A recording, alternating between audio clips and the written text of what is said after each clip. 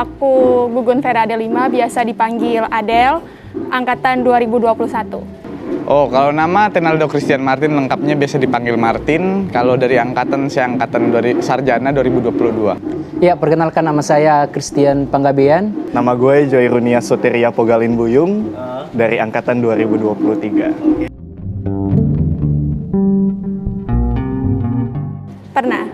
Aku merasa jauh dengan Tuhan ketika aku terjebak dengan rutinitas. Kayak gitu. Bisa kasih contoh rutinitasnya gimana?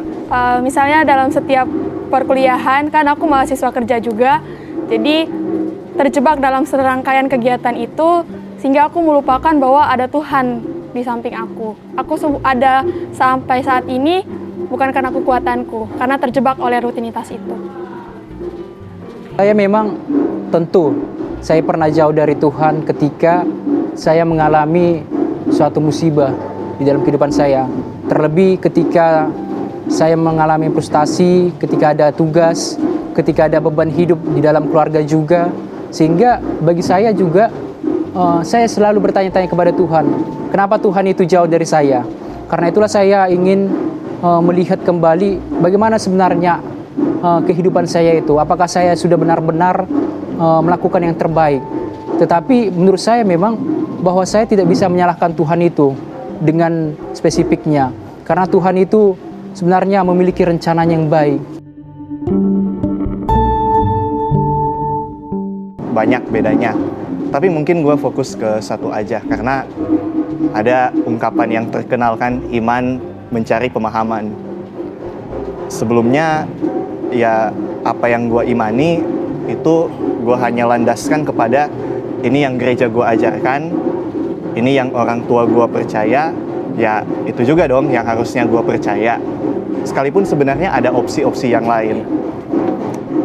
Tetapi waktu masuk ke sekolah teologi, mempelajari seluk-beluk sejarah gereja, perkembangan ajaran, gimana interaksinya dengan pemikiran-pemikiran lain di dalam dunia, jujur gue semakin mengerti kenapa ada ungkapan iman mencari pemahaman, iman mencari pengertian. Fides quaerens intellectum. Ya, fides quaerens intellectum. Nah, karena itu akhirnya gue jadi lebih memahami, bukan sekedar mempraktikkan laku hidup yang beriman, tetapi gue bisa menghayati itu lebih dalam lagi karena gue mengerti. Ya, belum terlalu sih, tapi lumayan lah. Banyak sih menurut saya. Kalau salah satunya yang bisa dijelaskan, mungkin sebelum masuk ke STT Jakarta arahnya itu lebih ke saya udah hubungan saya dengan Tuhan itu lurus gitu kan. Lurus ini dipahami sebagai istilahnya saya taat, saya patuh dalam istilahnya hal-hal kerohanian yang membangun diri saya untuk lebih dekat kepada Tuhan. Dan setelah memasuki STT Jakarta, salah satu yang saya refleksikan dari diri saya, banyak rintangan ternyata dan banyak nilai-nilai yang menuju ke diri saya yang sekarang lebih konstruktif terhadap nilai-nilai kehidupan, yang kemudian nilai-nilai kehidupan itu saya asimilasikan terhadap diri saya sendiri, yang kemudian nilai-nilai spiritualitas itu gimana caranya terbangun. Dan istilahnya banyak akhirnya dari refleksi saya itu pertanyaan-pertanyaan untuk buat diri saya untuk membangun keimanan itu saya tadi.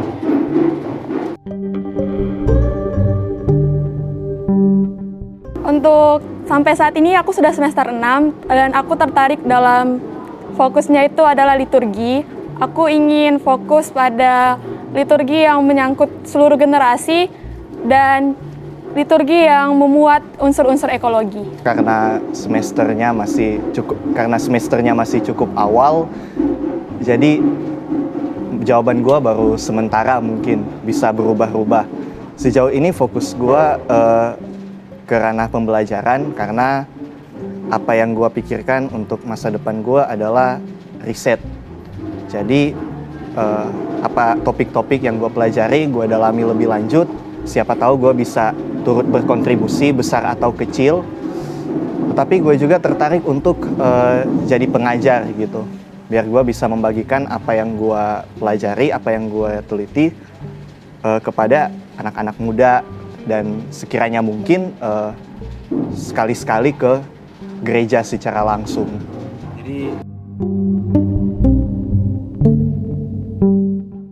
Ini salah satu istilahnya yang menjadi daya tarik saya sekarang justru ketika suatu keputusasaan saya pernah ngerasakan, saya pernah terima dari dalam proses kehidupan saya, justru saya memaknai istilahnya nilai-nilai kehidupan ini terasa penting dengan adanya relasi orang di sekitar, karena secara nggak langsung itu membangun cara saya berpikir, pola saya berpikir.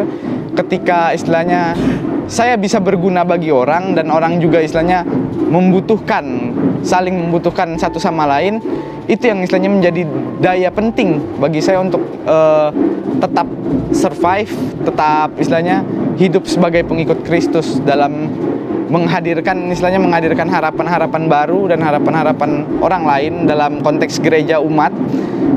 Kepentingannya ini tadi agar bisa berefek dan berimpact yang baik juga terhadap sesama. Kalau menurut saya, peran dari Kristus itu sendiri atau Yesus ini sendiri, saya ibaratkan bagaikan sebuah bunga. Jadi menurut saya bunga itu indah ketika dilihat, ketika kita merawatnya. Akan tetapi kalau kita tidak merawatnya, dia akan dilihat menjadi buruk. Karena itulah saya melihat bahwasannya semua ciptaan Tuhan itu sangat indah. Ketika saya berjumpa dengan teman saya, pasti ada hal keindahan yang saya lihat, seperti saya berdiskusi ketika di asrama, ketika di perpustakaan, ataupun yang di tempat-tempat yang benar-benar membangkitkan diri saya sendiri. Kalau dengan alam misalnya ada kan contoh? Kalau menurut saya dengan alam tentu saja ada. Karena sebenarnya alam itu, ketika saya berbaur dengan alam, ketika hati saya sejuk, saya biasanya melihat pemandangan seperti alam sendiri. Bahwasannya saya melihat seperti ada kesejukan. Ketika saya mengalami keberatan di dalam hati saya ingin seperti melambangkan diri saya ini bagaikan bunga yang harus terlihat indah dan harus dirasakan dengan begitu baiknya. Karena ketika orang melihat saya buruk, maka orang akan menjauhi saya. Tetapi yang saya lihat mengenai alam ini banyak artinya, yang mungkin itu adalah bersifat keindahan itu sendiri.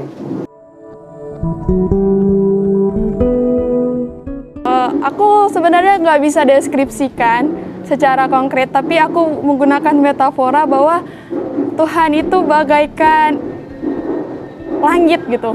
Langit dan ya bagaikan alam semesta, secara khusus langit. Karena aku suka lihat langit, dan sebenarnya kalau kita lihat secara pribadi itu kan langit itu jauh. Ternyata sebenarnya kita itu nggak bisa lepas dari langit begitu kan. Ternyata begitu juga sama Tuhan. Aku sama Tuhan itu kadangkala ada jarak yang membuat aku jauh dari Tuhan, tapi ternyata Dia selalu menaungi aku. Tuhan, siapa ya? Orang kan udah mempercakapkan ini udah sekian lama lah ya. Dan sampai sekarang pembahasannya belum selesai. Orang masih bingung sebenarnya Tuhan ini pastinya siapa. Tapi masing-masing punya penghayatan. Dan gue menghayati Tuhan itu sebagai banyak hal. Mungkin gambaran-gambarannya adalah nahkoda dalam suatu kapal, tapi juga kapal itu sendiri, laut, tapi juga angin yang menuntun pelayaran. Karena gue mengimajinasikan hidup ini bagaikan perjalanan, tapi bukan perjalanan yang begitu clear, jalurnya lewat sini, singgah ke sini, tujuannya ke sini. Tapi perjalanan ini bagaikan pelayaran. Dan kalau kita pergi melaut, kadang kita bisa berada di tengah-tengah laut dan nggak ada daratan apapun di sekitar kita. Dan kalau kita mengandalkan penglihatan kita sendiri, kita nggak tahu kita di mana. Kita nggak yakin, kita bisa bimbang, bisa gelisah, tapi kegelisahan itu nggak akan menyelesaikan apa-apa. Selain kalau kita percaya bahwa nahkoda ini akan menuntun kita ke tempat yang tepat. Selain kita percaya bahwa kapal ini akan kokoh bertahan di terpa badai. Selain kita percaya kalau angin ini akan menuntun kita sampai ke pelabuhan tujuan kita. Dan itulah Tuhan menurut gua.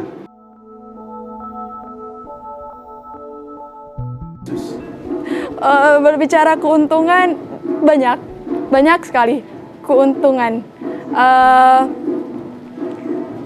Tapi yang aku tekanin adalah gimana aku yang nggak sempurna, penuh kerapuhan, aku diterima, aku didekap oleh Tuhan. Begitu. Ini mungkin salah satu pertanyaan yang menurut saya susah untuk saya refleksikan secara diri sendiri, karena keuntungan untuk mengikuti Yesus ini saya ambil sejauh ini kepada kehidupan pribadi saya masih kayak istilahnya menilai itu kayak sebagai abu-abu gitu. Abu-abu, masih belum saya dapatkan secara penuh, tapi keuntungan mengikuti Yesus saya ambil dari nilai-nilai kehidupan yang saya ambil, dan istilahnya saya harus bersyukur dengan apapun yang istilahnya Yesus berikan, dan baik buruknya dari yang Yesus hadirkan saya sebagai pengikutnya, dan saya harus bersyukur atas segalanya. Itu jadi sebuah pembelajaran dalam kehidupan bagi saya, agar bagaimana ke depannya kita membentuk diri lebih baik lagi. Menurut saya, Yesus itu sendiri bagikan juru selamat saya sendiri, yang diartikan bahwa dia ada di dalam segala hal, di dalam saya lagi berjalan, di dalam saya melakukan segala sesuatu, di dalam saya di dalam perkuliahan ataupun di asrama, dia selalu mengiring saya. Dia itu bagaikan juru selamat saya. Ada yang bagi orang lain bisa dilihat keuntungan, tapi buat orang yang lain lagi kerugian. Kadang orang bisa melihat keuntungan itu kalau lo dapat duit, tapi kerugian itu, tapi kadang ada orang lain yang lihat keuntungan itu justru ketika lo bisa mengorbankan sesuatu demi kebaikan yang lebih besar. Dan apakah mengikut Kristus keuntungan? Dalam artian tertentu iya, tapi dalam artian yang lain justru rugi. Karena kadang kita dipaksa untuk mengorbankan kenyamanan, mengorbankan rasa aman kita ketika kita udah punya mungkin pendapatan yang stabil, hunian yang nyaman. Kita dipaksa untuk lihat saudara-saudara Kristus yang ada di luar. Mereka yang nggak punya hunian yang nyaman, mereka yang nggak punya pendapatan yang stabil, mereka yang bahkan nggak tahu malam ini mau makan apa. Dipaksa keluar, dipaksa untuk mengorbankan apa yang kita punya, yang sebenarnya bukan kita punya juga sih, karena itu semua pemberian Allah. Tapi itu, kita dipaksa untuk nggak memprioritaskan kenyamanan, tapi memprioritaskan kebajikan bagi sesama. Dan di satu sisi itu bisa menguntungkan, di sisi lain itu bisa dipandang rugi. Tapi kalau lu benar-benar menghayati mengikut Kristus itu harus menampilkan juga Kristus, harus hidup seperti Kristus hidup, ya anak manusia pun nggak punya tempat untuk membaringkan kepalanya. Siapa kita yang bisa mengklaim kalau kita harus hidup lebih nyaman dari Kristus? Ya itu sih arti mengikut Kristus menurut